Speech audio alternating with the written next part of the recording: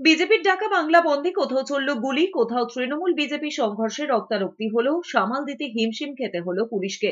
উত্তরবঙ্গ থেকে দক্ষিণবঙ্গ বাংলা বন্ধ ঘিরে উত্তপ্ত রইল দিনভর। মঙ্গলবার পশ্চিমবঙ্গ ছাত্র সমাজের নবান্ন অভিযানে পুলিশি সন্ত্রাসের অভিযোগে বুধবার সকাল থেকে 12 ঘন্টার বন্ধ সফল করতে রাস্তায় নামেন বিজেপি নেতা কর্মীরা। পাল্টা বন্ধ আটকাতে পথে নামে তৃণমূলও। এরই মধ্যে বিজেপি কর্মী গুলিবিদ্ধ হওয়ার ঘটনায় উত্তপ্ত হয়ে ওঠে ভাটপাড়া। দফায় দফায় তৃণমূল আর বিজেপির মধ্যে সংঘর্ষ বাধে। হুগলির মানকুণ্ডু স্টেশনে রেল অবরোধ ঘিরে ধুন্ধুমার পরিস্থিতি তৈরি হয়। পুলিশকে লক্ষ্য করে ইট ছোড়া হয়। পাল্টা অবরোধকারীদের হটাতে কাঁদানে গ্যাস ছোড়ে পুলিশ। তৃণমূল বিজেপি সংঘর্ষে ধুন্ধুমার পরিস্থিতি তৈরি হয় হিন্দ মোটরেও। বিজেপি কর্মীরা ট্রেন অবরোধ করলে বাধা দেয় তৃণমূল। এরপরেই দুদলের মধ্যে সংঘর্ষ বেঁধে যায়, মাথা ফাটে কয়েকজনের। নন্দীগ্রামের রেয়াপাড়াতেও পরিস্থিতি ছিল উত্তপ্ত।